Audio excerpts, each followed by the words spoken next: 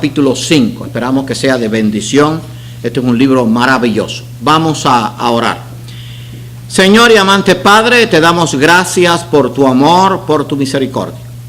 Te damos gracias porque tu palabra está al alcance de toda persona y en especial al alcance de tus hijos, que con la ayuda del Espíritu Santo podemos entenderla y comprenderla. Sé con este estudio que vamos a tener esta noche, prepáranos de mente y corazón, incluyéndome a mí, para recibir la enseñanza de tu palabra. Te pedimos por aquellos que están de viaje, los que están de vacaciones, que tú les guardes y les cuides. Y que tú nos ayudes, Señor, como dice tu palabra, a estimularnos al amor y a las buenas obras. Perdona nuestros pecados, Señor. Te lo pedimos todo humildemente en el nombre de tu Hijo amado Jesucristo. Amén. Bueno, vamos a ver este capítulo 5. Este es un capítulo 5 que tiene que ver con Belsasar, el hijo de Nabucodonosor.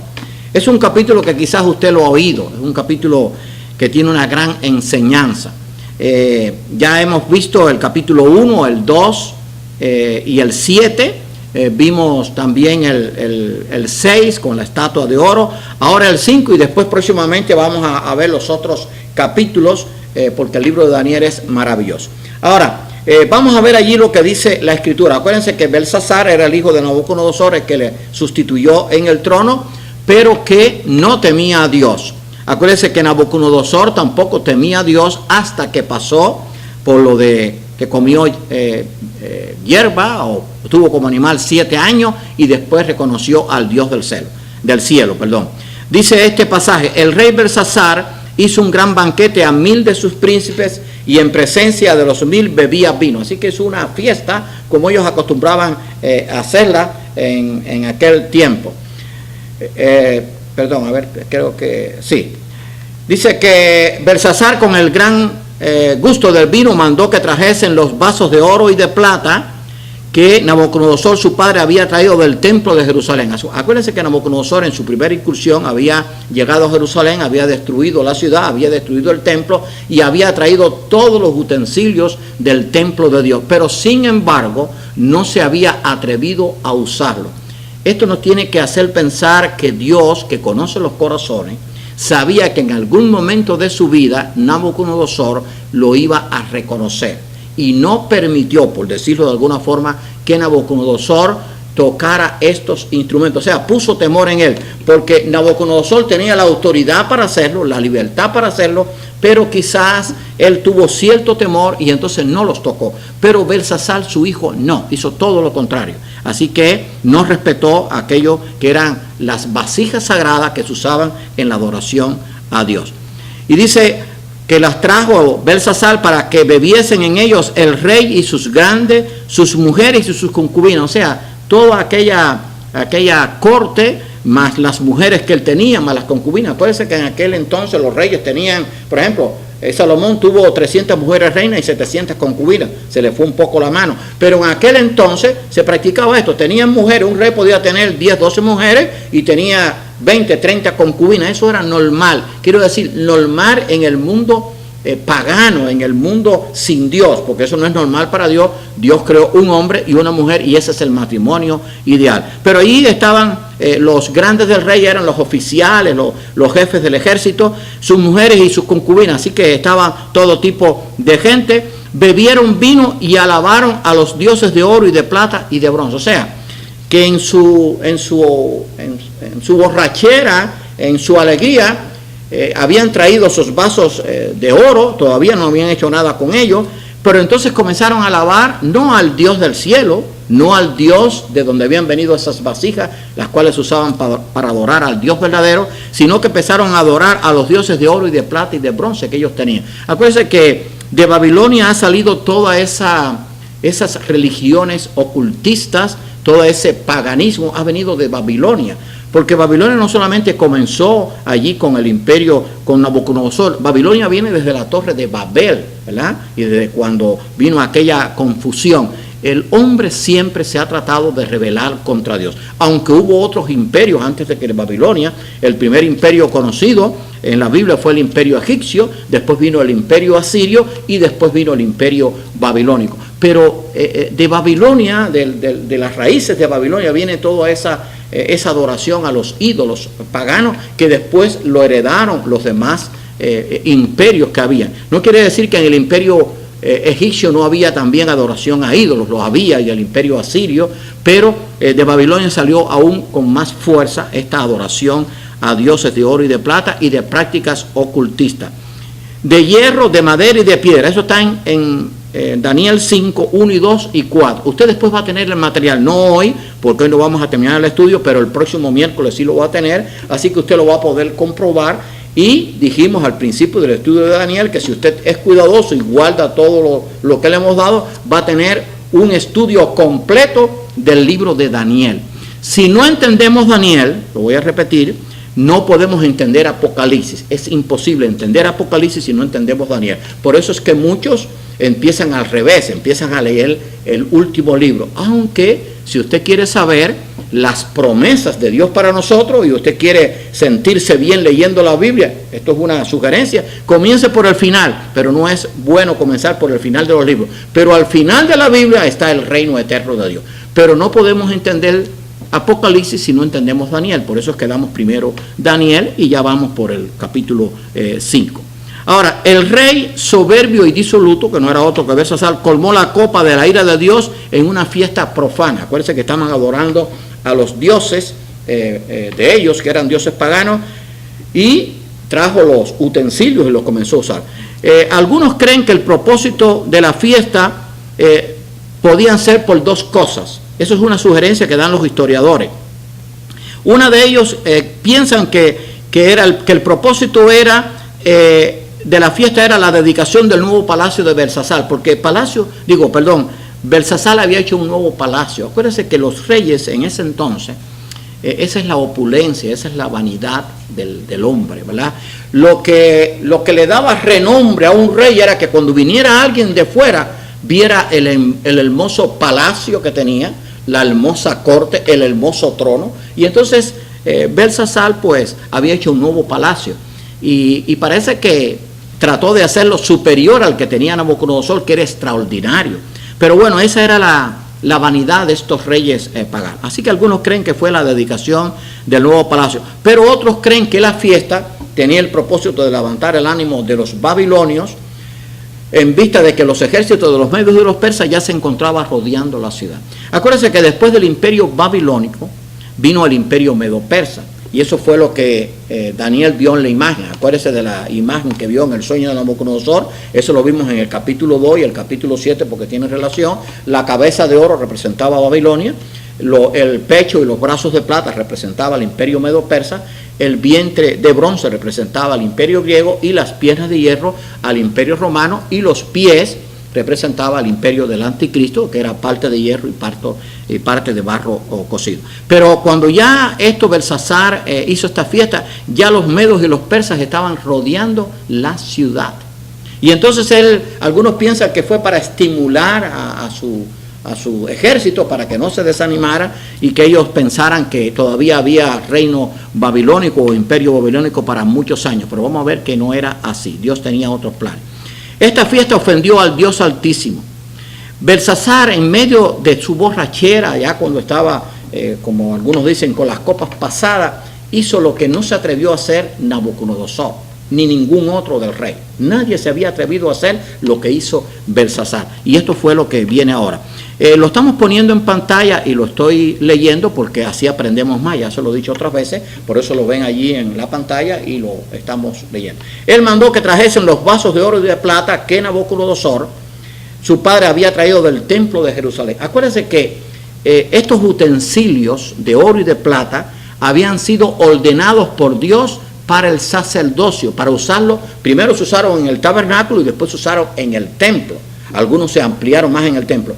Pero las vasijas no eran hechas por casualidad. Dios decía del material que había que hacerla, qué cantidad había que usarla, la forma que había que darla. Y una de las cosas que ocurrió en la construcción del templo es que no se podía dar martillo. No sabemos cómo hicieron todo aquello, pero no podía haber golpes. Porque Dios quería que la gente entendiera que su presencia iba a estar en el templo, aunque nada podía acaparar su presencia, porque Dios es infinito. Pero Dios se manifestó allí, por supuesto, primero en el tabernáculo y después en el templo. Así que estas vasijas No eran unas vasijas cualquiera, o sea, unas vasijas que las compraron allí en un flea market o en un lugar público. Eran unas vasijas que había mandado a hacer Dios. La vasija no podía ser ni más grande ni más pequeña, era el tamaño que Dios decía. Las vasijas tenían cierta medida, cierta cantidad de oro, cierta forma, o sea, que eran medidas, por decirlo así, que habían sido hechas por Dios. Ahora la pregunta es, ¿quién se atrevería a usar indebidamente una vasija mandada a hacer por el único Dios verdadero? Por supuesto que ningún temeroso de Dios lo haría, porque los sacerdotes y los sumos sacerdotes y los que ministraban en el templo solamente podían usar las vasijas en el templo. Si a alguno se le ocurría sacar una vasija y usarla indebidamente, no había amonestación, moría en el acto, porque Dios quería que hubiera temor de él. No era pánico, era temor de él. Por ejemplo, Dios mandó a hacer la vestidura de los sacerdotes, que era muy sofisticada en el sentido que tenía muchos detalles, porque todo tenía un simbolismo que tenía que ver con Cristo. Eso es un estudio que quizás después demos más adelante. Pero, por ejemplo, vamos a suponer que se le olvidara algo al sacerdote de su vestimenta, moría en el acto, no había amonestación. O sea, entraba y moría. Y si alguno usaba indebidamente una de estas vasijas, también moría. No sé si recuerdan, porque para que vean lo que hizo Belsasar, qué ofensa tan grande fue a Dios. No sé si ustedes se recuerdan los hijos de Aarón. ¿Quién fue Aarón? Fue el que tú junto a Moisés, el hermano de Moisés, que fue el que sacó a Israel de Egipto, de aquellos 400 años. Aarón era el que hablaba por Moisés. Dios le hablaba a Moisés, Moisés se lo decía a Aarón y Aarón se lo decía al rey. Porque acuérdense que todo parece indicar que Moisés no era de fácil palabra. Ahora bien, los hijos de Aarón eran sacerdotes. Y ellos una vez usaron, tomaron el fuego del lugar equivocado en el holocausto. Y dice que los dos murieron. Oye, y uno puede decir, bueno, los hijos de Aarón que estuvo con Moisés, fue una equivocación. No había equivocación, porque ellos sabían de dónde tomar el fuego. Es como que ahora ustedes me digan, mire pastor, usted va a estar aquí en esta iglesia, su lugar para poder predicar es este púlpito, usted va a usar este micrófono, usted va a usar, pero de ahí no se puede salir. Entonces, si usted se sale, pues usted va a sufrir consecuencias. Y entonces yo, si soy obediente, voy a decir, ok, no hay problema. Eso fue lo que Dios hizo con los sacerdotes. Los sacerdotes Dios los instruyó rigurosamente. Así que aquellos utensilios no eran cualquier cosa, habían sido hechos por Dios y consagrados a Dios. Ahora bien, estos vasos habían sido llevados de Jerusalén a Babilonia por Nabucodonosor. Ya lo dijimos, lo estamos enfatizando. En el año 605 a.C., cuando se hizo su primera incursión a la ciudad santa, o sea, a Jerusalén. Ahora, vamos a ver que el juicio de Dios es irrevocable. O sea, Dios es misericordia, Dios es amor, pero Dios es justicia y su juicio es irrevocable. Dios no dará nunca por inocente al culpable. Eso lo dice Nahum en los profetas menores, Nahum 1:3. Dios no dará por inocente al culpable. Y todo aquel que comparezca delante de Dios y no esté en este caso como nosotros justificados por la fe en Jesucristo, tan sencillo como eso, va a ir a una condenación eterna. O sea, Dios usted no puede convencerlo de que cambie la justicia. Dios no puede usted convencerlo con palabras quizás hermosas y diga, Señor, no me puedo dar una sentencia menor. No hay eso. Además, cuando vayamos al juicio de Dios no hay apelación al Supremo, porque el Supremo es Dios. Ustedes saben que aquí ahora usted va a un juicio, usted que es culpable, pero tiene el derecho de apelar a la Corte Suprema y entonces es un proceso, a veces demora años, pero con Dios no. El día del juicio final delante de Dios no hay apelación al Supremo, el Supremo es Dios. Así que el juicio de Dios es irrevocable y vamos a ver por qué. Vamos a ver qué fue lo que le pasó a este Belsasar. Este desenfreno terminó en tragedia para Belsasar y sus seguidores. Y vamos a ver qué coincidencia, que Belsasar tenía el mismo nombre, aunque diferente y en significado, que el de Daniel. Porque Daniel también se llamaba Belsasar, pero con una T, tenía otro nombre que significaba diferente, pero era muy parecido al rey Belsasar. Y había una gran diferencia entre este Belsasar y Daniel, que había sido llamado Belsasar cuando fue llevado allí esclavo a Babilonia y que le fue impuesto este nombre en el reinado de Nabucodonosor. Así que en ese desenfreno terminó en tragedia y esta fiesta escandalosa hubo borrachera, danzas, lascivia, orgías, idolatría, hubo de todo. Acuérdense que en los pueblos paganos a diferencia, por eso es que Dios fue tan meticuloso con los sacerdotes. Esto yo lo he dicho muchas veces, pero tengo que repetirlo para que usted pueda entender por qué. Dios le había dicho al sacerdote, mira, esta es la vestimenta, la tela de qué se hizo, los cortes, las piedras que llevaba, y algo muy significativo, fíjese que la Biblia lo repite en el libro de Levítico, después compruébelo, no vaya a ser que el pastor le esté metiendo un tupe o le esté metiendo algo falso. Los calzoncillos eran de lino, fino, pero largos hasta los pies, hasta los tobillos. Si el sacerdote se vestía completo, que el calzoncillo no se veía, y se le olvidaba ponerse ese calzoncillo, moría en el acto. Pero ¿saben por qué era esto? Y tenían el pectoral. Porque las sacerdotisas que ministraban en los templos paganos, la mayoría, en su inmensa mayoría, vamos a decir el 100%, eran prostitutas. Y ministraban prácticamente sin ropa, desnudas. Por eso es que Dios hizo la diferencia. Era el único pueblo que tenía sacerdotes en que Dios les había instruido cómo vestirse. Aquellos paganos se vestían como les daba la gana y supuestamente sus dioses que no hablaban les decían lo que ellos pensaban, pero Dios no. Dios les dijo, tienes que vestirte así. Porque Dios quería que el pueblo de Israel hiciera la diferencia en el mundo. Ese fue el propósito. Para que la gente entendiera que había un único Dios verdadero que no tenía nada que ver con todos los dioses paganos. ¿Cuántos dioses paganos había en el tiempo de Israel y cuántos hay ahora? Miles, millones. Bueno, ahora cada vez que muere una persona de esa o un sacerdote, lo hacen un santo y lo adoran.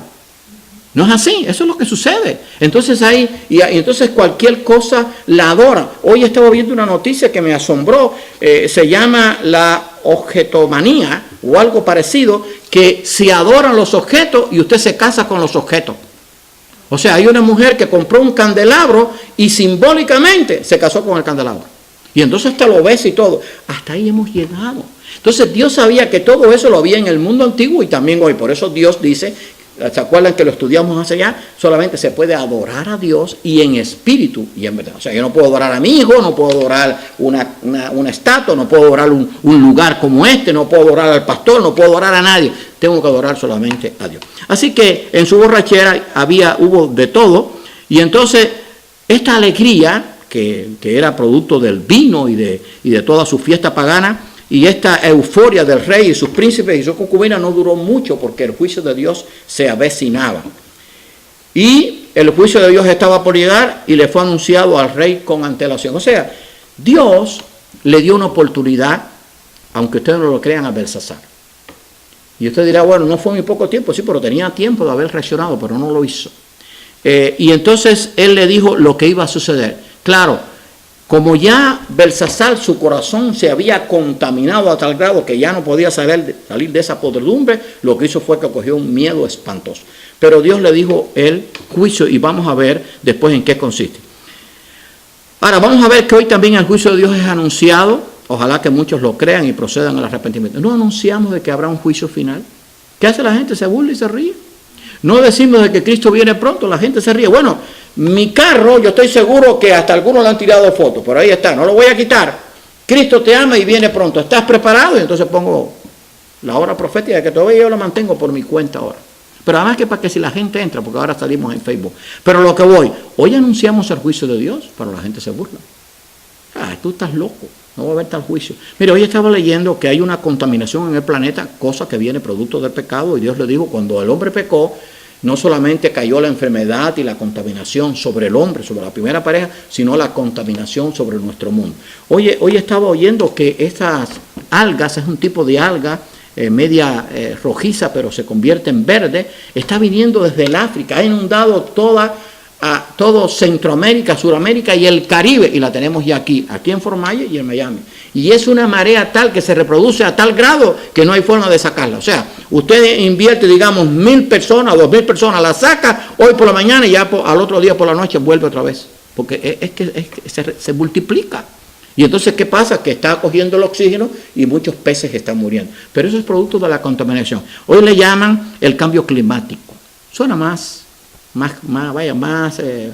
científico, más modernizado, pero cambio climático es contaminación por el pecado. El mundo está contaminado, los animales están muriendo, el agua está contaminada, los ríos y todos están contaminados. Ahora, el juicio de Dios es anunciado. En aquella misma hora aparecieron, imagínense, estaba la fiesta, estaban ellos en su borrachera, todo marchaba a toda vela y todo era una felicidad. Y entonces estaban bebiendo y las mujeres danzando. Acuérdense que estas mujeres que estaban danzando, eso era una orgía, hacían de todo lo que no agradaba a Dios. Y entonces de pronto aparecieron los dedos de una mano de hombre. Imagínense que estaban la gente en un gran palacio, era una explanada grande, una gran sala, donde apareció la mano escribiendo, era la parte de enfrente donde posiblemente estaba Belsasar, para que todo el mundo lo viera, y entonces apareció una mano escribiendo. Dice que aparecieron los dedos de una mano de hombre que escribía delante del candelero sobre la escalada de la pared o sobre lo encalado de la pared, o sea, bien alto, del palacio real, y el rey veía la mano que escribía. Entonces el rey palideció, porque él sabe que lo que estaba haciendo no estaba bien, y sus pensamientos lo turbaron y se debilitaron sus lomos. Este era el rey Belsasar, el rey del imperio babilónico, uno de los más grandes que ha existido. Dice que sus pensamientos se turbaron, se debilitaron sus lomos y sus rodillas daban la una contra la otra. Estaba en un pánico total. Y la escritura que se trazó era Mene, Mene, Tekel, Upharsin. Y vamos a ver la interpretación. Damos gracias a Dios porque lo revelado Dios se lo ha dado a sus hijos. Sabemos que lo que es secreto pertenece a Dios. Siempre les recuerdo lo que dice Deuteronomio 29:29. Búsquelo en su Biblia. Las cosas secretas pertenecen a Dios y lo revelado a nosotros. ¿A quién? A los profetas, a los hijos de Dios, los cuales tenemos la ayuda del Espíritu Santo para poder entender. Así que allí, acuérdense que Mene, Mene aparece 2 veces. Te voy a decir por qué. Y Tekel, Upharsin. Estas fueron las palabras que aparecieron. Él no sabía. La lectura que leímos dice que el rey gritó en alta voz que hicieran venir a todos los magos y astrólogos del rey. Y entonces que le interpretaran la escritura. Nadie pudo hacerlo, porque aquello era la mano de Dios escribiendo, y solamente Dios podía saber lo que era, o alguien que tuviera el Espíritu de Dios. Y en este caso sabemos que fue Daniel. Así que la escritura que apareció fue Mene, Mene, Tekel, Upharsin. Mene, contó Dios tu reino y le ha puesto fin. Tekel, pesado ha sido en balanza y fuiste hallado farto. Y Pérez, tu reino ha sido roto y dado a los medos y los persas. Vamos a ver, más adelante va a ver que Upharsin y Pérez significan lo mismo, roto, dividido. Así que Mene, contó Dios tu reino y le ha puesto fin. Tekel, pesado ha sido en balanza y fuiste hallado falto. Eso era el mensaje para el rey y para el imperio babilónico.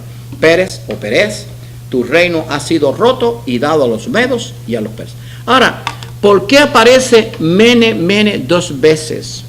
Cuando usted vaya a la Biblia y vea que Dios dice una cosa por medio de los profetas 2 veces, porque es seguro que va a ocurrir. Vamos a retroceder porque no podemos aprender Biblia si no es a través de la Biblia. Eso es lo que enseña la hermenéutica. Yo no puedo entender la Biblia por un libro de filosofía o por un libro de psicología. Tengo que entender la Biblia a la luz de la Biblia. ¿Se recuerdan cuando el faraón tuvo el sueño de las vacas? Unas vacas flacas y unas vacas gordas, unas flores bien bellas y otras flores enjutas. 2 veces el mismo sueño, con diferentes cosas. Dios le quería decir que aquello era un juicio seguro. Y eso fue lo que pasó cuando Faraón vinieron los 7 años de hambre y después los 7 años de abundancia y después los 7 años de hambre. Y cada vez que usted va a la Biblia y ve que las cosas se repiten 2 veces, hay muchos más casos, usted se va a dar cuenta que esta es parte de Dios. Mene, Mene, 2 veces. Contó Dios tu reino y le ha puesto fin.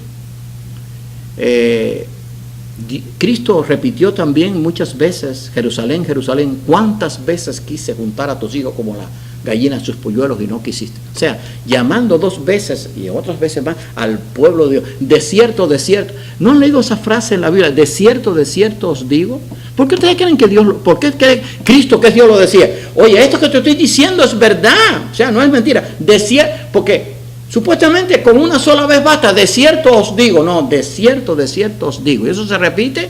Esos son algunos ejemplos. Ahora le voy a dar la tarea. Usted empiece a investigar para que vea que cada vez que Dios repite las cosas 2 veces es porque la va a cumplir.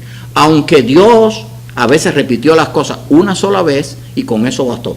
Pero cuando se repetía 2 veces le quería dar una oportunidad a la persona. Oye, te estoy dando una oportunidad porque esto es serio. Así que allí aparece esto en la Escritura. Ahora, esa misma noche fue muerto Belsasar, rey de los Caldeos. y Darío de Media tomó el reino siendo de 62 años. Así que usted puede leerlo en Daniel 5. Fíjese, Belsasar pensaba que iba a estar mucho tiempo, hizo el banquete, estaba supuestamente estrenando un nuevo palacio y esa misma noche murió.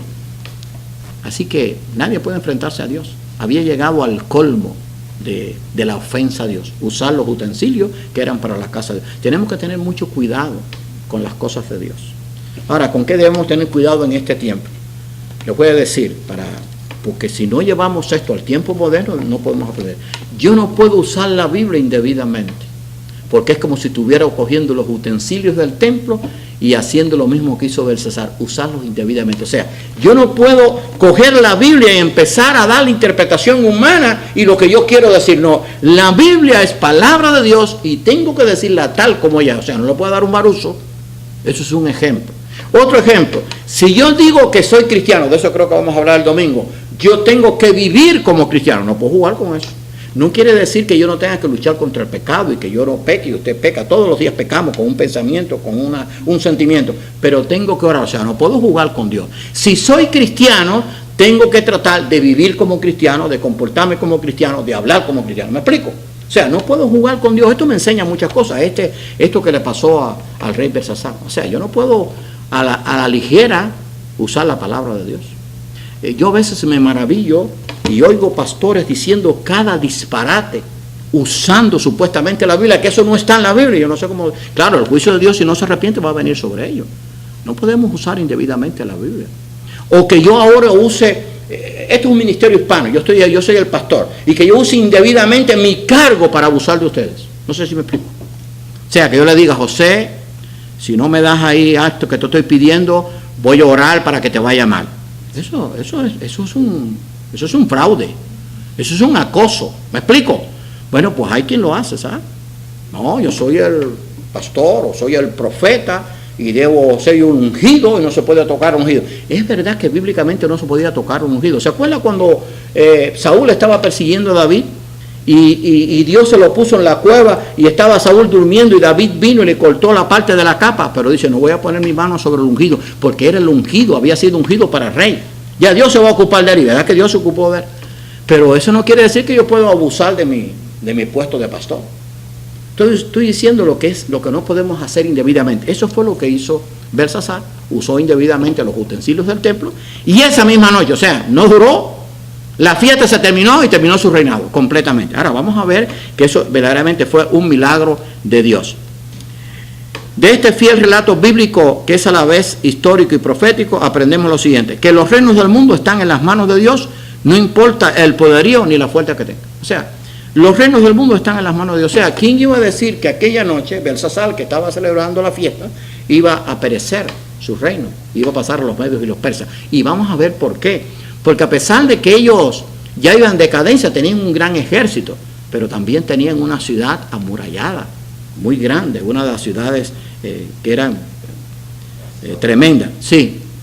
Y este otro rey que tomó el puesto de rey era de los persas. No, el otro era de los medios persas, pero estaba en el propósito de Dios, porque era el reino. Acuérdense que eso se lo fue revelado a Daniel, la cabeza de oro de Babilonia, medio y los persas vendría después, y así sucedió, y después el imperio griego y después el imperio romano. Pero ahí apareció, en el escrito anterior dice que quien tomó el reino. El lugar fue Darío de Media, que Dios tuvo un propósito con él. Después vamos a hablar de Darío después, pero no ahora. Pero ese fue el de los medios y los persas. Ahora, Mene, contó Dios tu reino y le ha puesto fin. El profeta Daniel, hablando en nombre de Dios, dijo: Él muda los tiempos y las edades, quita reyes y pone reyes, da la sabiduría a los sabios y la ciencia a los entendidos. Daniel 2:21. O sea que Dios quita y pone reyes. Nosotros pensamos que los reyes los pone fulano, no, los pone Dios, porque Dios es soberano y Dios sabe quién tengo que tener aquí. Aunque le da la libertad al rey de hacer lo bueno y lo malo, pero Dios quita y pone rey, él pone al que le dé la gana, punto. Por eso dice la Biblia que debemos orar por los que están en eminencia, por los reyes, por los que están en eminencia, para que vivamos quietos y reposadamente. Dios se va a ocupar, haga usted su parte, pero al final Dios va a hacer la determinación de quién va a estar en el reinado. Ahora, vamos a prestar atención a la declaración hecha por el rey Nabucodonosor después de aquella vez que pasó su locura. Después que fue sanado de su locura, Nabucodonosor dijo: todos los habitantes de la tierra son considerados como nada. Y él, Dios, hace según su voluntad en el ejército del cielo y en los habitantes de la tierra. Y no hay quien detenga su mano y le diga, ¿qué haces? El Altísimo tiene dominio sobre el reino de los hombres y pone sobre él al que le place. Eso lo dijo un hombre que había sido el rey de Babilonia, o sea, el padre de Belsasar, después que tuvo el encuentro con Dios, después de haber estado 7 años en aquella locura, comiendo hierba y viviendo como animal. Pero reconoció que Dios era el soberano, que él ponía a quien él quería y que él tenía dominio sobre el reino de los hombres y pone sobre él al que le place. Eso está en Daniel 4:35 y Daniel 5:21. Ahora, de este pasaje vemos de Mene, de que ha sido pesado en balanza, vemos que Dios lo ve todo y no puede ser burlado. Dios lo ve todo. Si usted piensa que Dios no lo ve, está muy mal, o estamos muy mal. Dios lo ve todo. Voy a decir esto, hermano, porque yo estoy incluido. ¿Dónde mejor nos portamos, entre comillas, en el templo? O cuando estamos en familia, o cuando está la esposa presente, o cuando están los nietos, los hijos, y cuando estamos solos. Ahora la pregunta es, cuando está la familia no está Dios, en la iglesia no está Dios, y cuando estamos solos que nos vamos, ahora hay un viaje a Marte, vámonos para Marte, en Marte también no está Dios, cuando nos vayamos. No, eso es viaje a Marte, Rolandito, eso es jugando yo. Pero quiero decir, nos podemos ir hasta Marte, pero en Marte está Dios, el universo está en las manos de Dios. ¿Dónde me voy a meter? Así que Dios todo lo ve. O sea, tengo que tener cuidado con lo que yo hago, que eso fue lo que no tuvo. Ahora, que el pesado ha sido en balanza y fuiste hallado falto. Pesado ha sido en balanza y fuiste hallado falto. Bueno, dice Proverbio, los ojos de Jehová están sobre todo lugar, mirando a los buenos y a los malos. Pesado ha sido en balanza y fuiste hallado falto. O sea, Dios nos pesa todos los días. Ahora, y con esto creo que vamos a terminar. ¿Cómo está nuestro peso delante de Dios? O sea, ¿cómo Dios me pesa?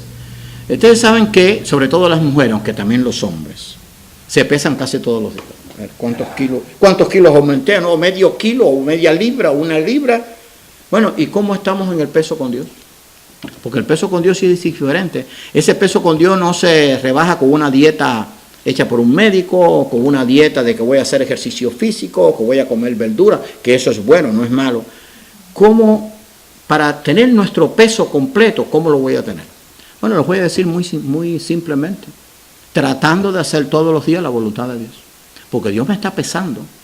Porque esta balanza que pesó a Belsasar, también nos está pesando a nosotros todos los días.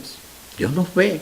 Entonces, dice que le dijo a Belsasar, ha sido pesado en balanza y fuiste hallado falso. Ahora, fíjense lo que dice Proverbios 15:3. Los ojos de Jehová están en todo lugar, mirando a los malos y a los buenos.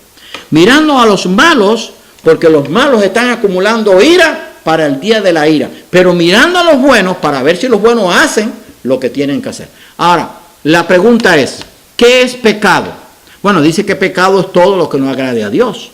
Por ejemplo, el fornicar, adulterar, hacer cosas malas, engañar, o sea, mentir, o sea, todo eso que no agrada a Dios es pecado. Infringir la ley de Dios es pecado. Pero también dice la Biblia que es pecado dejar de hacer lo bueno. Ahí sí está mala la cosa. Porque eso lo dice Santiago. También es pecado cuando yo dejo de hacer lo bueno. Ahora, ¿qué cosa es lo bueno? ¿Qué cosa es lo bueno? Bueno, cuando yo hago lo que tiene que agradar a Dios. Por ejemplo, ¿qué sería lo bueno en estos momentos para nosotros? Invitar a otros. Un ejemplo, estoy poniendo un ejemplo. Si no lo hago, bueno, eso no es pecado. No quiere decir que ese pecado me vaya a condenar, pero estoy hablando de lo que es pecado. Cuando, por ejemplo, alguien está necesitado y yo no oro por él o no lo llamo para estimularlo, eso también es pecado. Estoy dejando de hacer lo bueno. O cuando yo no trato a mis seres queridos como debo hacerlo. O sea, cuando yo dejo de hacer lo bueno, también es pecado. Entonces me afecta mi peso. Entonces me empiezo a poner obeso, pero el obeso espiritual. Y ese obeso no es bueno. Yo tengo que tener el peso perfecto delante de Dios. Dios es el que tiene la balanza perfecta. Acuérdense que el título de este es la balanza de Dios. La escritura en la pared. Dios nos pesa. Porque que quiere decir pesado ha sido en balanza y fuiste hallado falto. Todos los días Dios nos pesa. Dios es más riguroso con la balanza que lo que son los seres humanos con la balanza. Porque tú sabes que hoy hay una fobia, hay una epidemia sobre la dieta y sobre cuidar el cuerpo físico. Es como, hacen del cuerpo físico como si fuera un dios. O sea, no puedo pasarme, si peso 130 libras, no puedo pesar mañana o de aquí a una semana 131, tengo que darme 130 o bajar a 125. Y entonces viven esclavos de eso. y tienen que hacer sacrificio. Ahora la pregunta es, ¿no voy yo como cristiano a hacer sacrificio para mantener el peso correcto delante de Dios? Bueno, para mantener el peso correcto les voy a dar la dieta, muy sencilla. Orar todos los días. No por los alimentos. O sea, algunos dicen, bueno, yo oro 3 veces al día, igual que Daniel, desayuno, almuerzo y comida. Algunos no oran nada, pero bueno, dicen que oran 3 veces al día. Leer la Biblia, asistir al templo cada vez que puedo. O sea, tratar de vivir cada día la vida cristiana, comprender a los demás, tratar de ayudar, ser compasivo, sentir amor, sentir compasión, tratar de hacer lo correcto. Esa es la mejor dieta. Entonces voy a estar con el peso correcto. No quiere decir eso que a veces no me pase unas libritas. Entonces tengo que decir, bueno, Señor, perdóname. Esta semana me pasé en 5 libras. O sea, hice 5 cosas, un ejemplo que no debía haber hecho. Bueno, Señor, ayúdame para que no las pueda seguir haciendo. ¿Me explico? Porque no somos perfectos, pero a través de Dios hemos sido perfeccionados por la fe en Jesucristo. Y vamos a alcanzar la perfección completa en el reino de los cielos. Pero ¿qué decía Pablo? Una cosa hago, dejando lo que está atrás, metiendo lo que está adelante a la perfección, a Cristo Jesús. O sea, no voy a ser perfecto en esta tierra, pero cada día tengo que ser más perfecto. ¿Me explico? O sea, vamos a suponer que yo antes de convertirme era un mentiroso. Decía mentira, pim, pim. Hasta uno mismo se decía mentira. Bueno, pues tienes que decir menos mentiras. Si decías 8 mentiras al día, tienes que irla rebajando a 6, después a 4, después a 3, después a 2 y dejar 0. No puedes decir mentiras, hijo mío. O vamos a suponer que tú engañabas en la semana 4. Bueno, ya tienes que reducirlo a 2, a 1, a 0. Porque si no tienes el peso mal, estás mal en el peso. Acuérdense que Dios nos está pesando. Igual que pesó a Belsasar, nos está pesando a ti y a mí. Esa es la aplicación práctica, ¿verdad? El juicio de Dios es irrevocable. Y aunque como cristianos no perdemos salvación, sí podemos perder recompensa. Y entonces Dios quiere darnos lo mejor. Además, somos los instrumentos de Dios para dar a conocer a otros el Evangelio. ¿Cómo usted vino al Evangelio? Yo por lo menos vine porque otro me habló. Quizás usted nació en un lugar cristiano, pero su mamá y su papá le hablaron de Cristo. Pero alguien tiene que hablarles a otros de Cristo. Esa es mi parte. Entonces yo para mantener el peso tengo que hacer las cosas buenas y no hacer las cosas malas. Que Dios nos bendiga. El próximo miércoles vamos a terminar este estudio, le vamos a dar el material.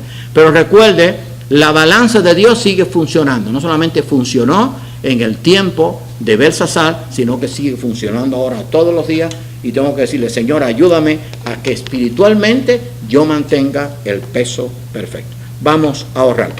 Señor y amante Padre, te damos gracias por tu amor, por tu misericordia.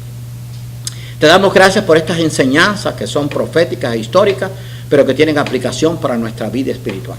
Ayúdanos a entender que tú lo ves todo y que delante de ti tenemos que tratar de vivir cada día como a ti te agrada, para mantener el peso correcto espiritualmente, haciendo las cosas que te agradan y dejando de hacer aquellas cosas, Señor, que son malas y que tú aborreces. Perdona nuestros pecados, Señor, y ayúdanos a serte fieles siempre. Bendice a cada uno de nosotros aquí en esta noche y bendice a aquellos que nos van a ver por Facebook, Señor, para que puedan también entender la importancia de vivir cada día como luz del mundo y como sal de la tierra. Te lo pedimos todo humildemente en el nombre de tu Hijo amado Jesucristo. Amén. Bien, que Dios los bendiga. Vamos a dejarlo ahí. Entonces el próximo miércoles vamos a ver lo de...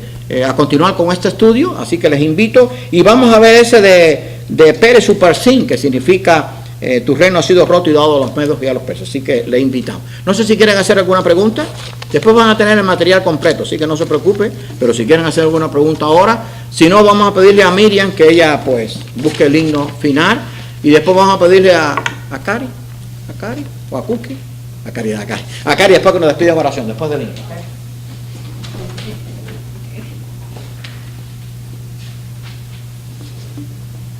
El 419. Está cortico. Soy feliz.